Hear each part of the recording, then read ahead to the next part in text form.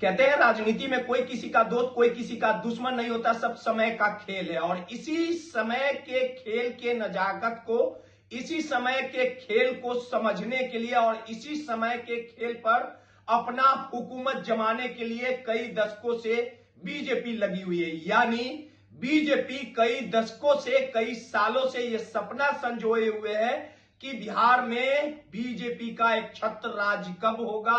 BJP कब बिहार की सत्ता पर काबिज होगी और बिहार में बीजेपी का सत्ता का साम्राज्य कब कायम होगा और बीजेपी इस रुख को कब अपनाएगी। ये हुकूमत को लाने के लिए बीजेपी लगातार कई सालों से शतरंज के मोहरे को कहीं ना कहीं चल रही है। लेकिन बिहार की राजनीति के चाणक्य कहे जाने वाले, बिहार की राजनीति के सहमात के खेल के खिलाड़ी को कहे जाने वाले नीतीश कुमार के सामने बीजेपी की एक भी चाल नहीं चल रही है। यानी नीतीश कुमार के वजूद को, नीतीश कुमार के राजनीति पतन को और नीतीश कुमार के राजनीति को विलुप्त करने के लिए लगातार बीजेपी यानी देश की सबसे बड़ी पार्टी भारतीय जनता पार्टी इस पूरे खेल के चाल को चलने के लिए लगातार चल रही है। लेकिन इस पूरे चाल के चक्रव्यूह को कहीं ना कहीं बिहार के मुख्यमंत्री तोड़ते नजर आ रहे हैं और बीजेपी चारों खाने चित हो जा रही है। और इसी को लेके ये चक्रव्यूह के बारे में हम आपको सिलसिलेवार तरीके से बताएंगे। बिहार की सियासत अभी उफान मार रही है और लगातार बिहार की सियासत में उलटफेर भी चल रहा है। लगातार इस तरह की बातें चल रही है कि बिहार के मुख्यमंत्री नीतीश कुमार के इस उम्र के पड़ाव पर पहुंचने को लेके जो अब भारतीय जनता पार्टी है, यानी बिहार में जो जिनकी सरकार चल रही है, एनडीए के जो तमाम घटक दल हैं, वो नीतीश कुमार पर हावी होना चाहते हैं और नीतीश कुमार के पतन की बड़ी साजिश रची गई है। और इस साजिश को, इस प्लान को सफल बनाने के लिए लगातार भारतीय जनता पार्टी के जो चाणक्य कहे जाते हैं, यानी बिहार बीजेपी के बड़े नेता हो या अमित शाह हो या तमाम बीजेपी के तमाम जो बड़े खिलाड़ी हैं जो पर्दे के पीछे के खेल को बखूबी बदस्तूर जानते हैं, लगातार नीतीश के साम्राज्य को खत्म करना चाहते हैं। लेकिन उनकी चाल और उनकी चक्रव्यूह के हर एक हिस्से को नीतीश कुमार कई दशकों से तोड़ते आई है। और ये भी बिहार की राजनीति का, बिहार की सियासत का ऐसा दस्तूर रहा है कि बिहार के मुख्यमंत्री से जिसने भी बगावत करने की कोशिश की, आखिरकार वो हाशिए पर चला गया। आपको भी पता होगा कि जब जब भारतीय जनता पार्टी यानी बीजेपी ने नीतीश कुमार के खिलाफ मोर्चा खोला, अकेले चुनाव लड़ने का काम किया, तो भारतीय जनता पार्टी को मुंह की खानी पड़ी और विपक्ष में बैठना पड़ा। ऐसा इतिहास है। और नीतीश कुमार ने बिहार की राजनीति के लिए जो लकीर खींचा है, यानी बिहार की जरूरत नीतीश कुमार है। नीतीश कुमार के सामने बिहार की राजनीति का कोई ऐसा बड़ा नेता बीजेपी ने खड़ा नहीं कर पाया जो नीतीश कुमार को फाइट दे सके, जो नीतीश कुमार को चुनावी अखाड़े में, चुनावी दंगल में परास्त कर सके। नीतीश कुमार पर हावी हो चुके। लगातार इस पूरे खेल को लेके नीतीश कुमार ने कई अपने बड़े चेहरों पर दांव भी खेला, लेकिन नीतीश कुमार के चेहरे के आगे आखिरकार भाजपा बौनी साबित हुई। और इस पूरे खेल के चक्रव्यूह को पहले हम बताएंगे, समझाएंगे कि नीतीश कुमार को निपटाने की कब कब बड़ी साजिश रची गई, कब कब नीतीश कुमार के राजनीति पतन को समाप्त किया गया, कब कब बीजेपी इस पूरे खेल को लेके प्रयासरत रही। इस तरह की सियासी गलियारों में लगातार बिहार की राजनीति में चर्चाएं हुई, इस पे मोहर नहीं लगा, इस पे किसी तरह की जो बातें हैं बिहार की राजनीति में, इस तरह की चर्चाएं आम रही। आपको बताते हैं कि किस प्रकार से 2020 का बिहार विधानसभा का चुनाव था। और आप जानते होंगे कि बिहार विधानसभा चुनाव के 2020 में जो नीतीश कुमार ने चुनाव लड़ने का काम किया था, बीजेपी उनकी सहयोगी पार्टी थी। लेकिन किस प्रकार से नीतीश कुमार को निपटाने के लिए भारतीय जनता पार्टी ने पर्दे के पीछे से चिराग पासवान का इस्तेमाल किया था। यानी चिराग पासवान को बिहार में नीतीश कुमार को समाप्त करने के लिए, जेडीयू को हराने के लिए, जेडीयू को पूरी तरह से पूर्ण विराम लगाने के लिए भारतीय जनता पार्टी के बड़े नेताओं के द्वारा चिराग पासवान को 2020 के बिहार विधानसभा चुनाव में उतारा गया। चिराग पासवान को यह कहा गया कि आप अकेले चुनाव लड़िए, एकला चलो के राह पे चलिए और जेडीयू के उम्मीदवारों के सामने अपना उम्मीदवार उतारिए। और आपको बखूबी याद होगा कि 2020 के विधानसभा चुनाव में चिराग पासवान ने किस प्रकार से नीतीश कुमार को जेल भेजने तक की बातें कही थी, नीतीश कुमार को निपटाने तक की बातें कही थी। और जेडीयू और बीजेपी भले ही चुनाव साथ में लड़ी हो, लेकिन जेडीयू के उम्मीदवार के सामने तकरीबन 100 से अधिक उम्मीदवारों को चिराग पासवान ने उतारने का काम किया था। हर एक चुनावी सभाओं के दौरान चिराग पासवान नीतीश कुमार पर हमलावर थे और इस पूरे गेम प्लान में, पर्दे के पीछे के खेल में चिराग पासवान ने अपने उम्मीदवार को उतारने का काम किया था और इसका खामियाजा कहीं ना कहीं नीतीश कुमार को भुगतना पड़ा। जेडीयू के उम्मीदवार के सामने चिराग पासवान ने अपनी पार्टी को उतारने का काम किया, जिसके बाद आखिरकार 40 से 42 सीटों पर ही जेडीयू 2020 के विधानसभा चुनाव में निपट गई थी। यानी जेडीयू नंबर 3 वाली हैसियत वाली पार्टी पहुंच गई थी और इस पूरे खेल के पीछे लगातार कहीं ना कहीं बीजेपी का नाम आया था। नीतीश कुमार के जो तमाम नेता थे वो चिराग पासवान पर हमलावर थे। समय बदला, 2025 में फिर से चिराग पासवान जेडीयू और बीजेपी चुनाव लड़ने का काम किया और इस चुनाव में एनडीए ने प्रचंड जीत हासिल की। ये आपको हम पहला उदाहरण बता रहे थे और दूसरा उदाहरण हम आपको बताते हैं कि किस प्रकार से नीतीश कुमार को डैमेज करने के लिए जो बिहार की राजनीति में जो सियासत थी, जो इस तरह की बातें निकल के आई थी कि जेडीयू के जो पूर्व राष्ट्रीय अध्यक्ष यानी नीतीश कुमार के भरोसेमंद साथी, नीतीश कुमार के परछाई की साथ चलने वाले आरसीपी सिंह जिस प्रकार से सांसद बनते हैं और उसके बाद केंद्रीय मंत्री बनते हैं और नीतीश कुमार के खिलाफ बड़ी साजिश आरसीपी रच रहे थे, जिसके बाद आरसीपी सिंह को बाहर का रास्ता दिखा देना पड़ा। ये तमाम बातें बिहार की राजनीति में चर्चाओं में इस तरह की बातें उठती थी और आपको भी पता है कि भारतीय जनता पार्टी बिहार की सत्ता में पहुंचने के लिए, बिहार की सत्ता को प्राप्त करने के लिए किस प्रकार से गुनागणित करने की माहिर खिलाड़ी पार्टी है, किस प्रकार से हर एक वो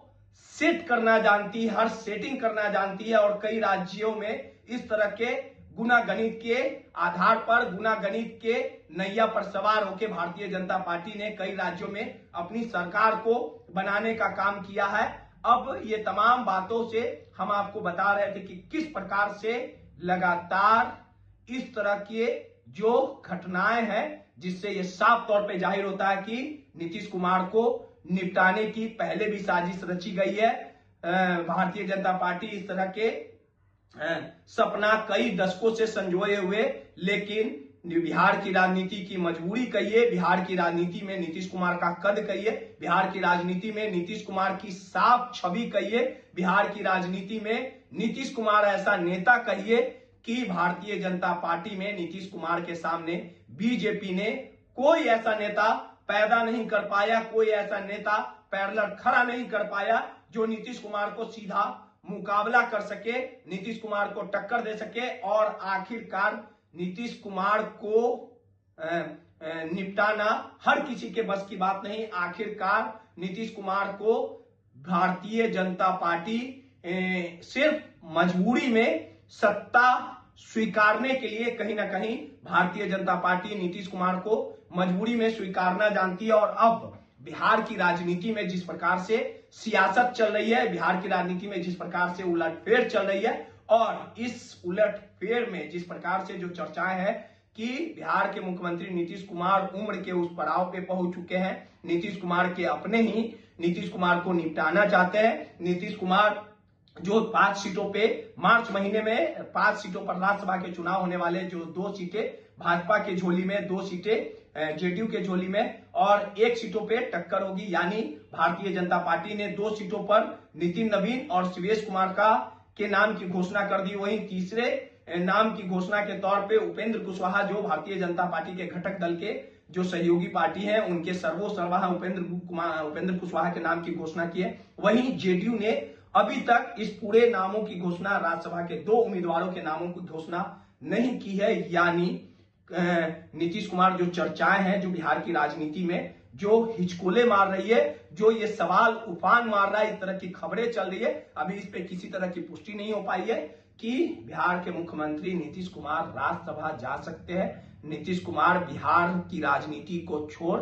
दिल्ली की राजनीति का रुख करेंगे। यानी कल बिहार के मुख्यमंत्री नीतीश कुमार राज्यसभा के लिए नामांकन कर सकते हैं। इस तरह की बातें लगातार चल रही है। और वहीं दूसरे छोर पे इस तरह की भी बातें चल रही है कि बिहार की राजनीति में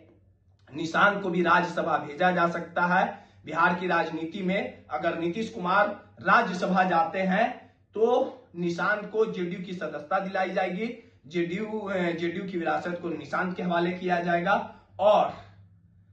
जेडीयू और इस पूरे जो कौन राज्यसभा जेडीयू की ओर से जाएगा, किसके नाम की घोषणा होगी, नीतीश कुमार राज्यसभा जाएंगे या निशांत जाएंगे, इस पे मुहर अभी तक नहीं लग पाई है। लेकिन इस पूरे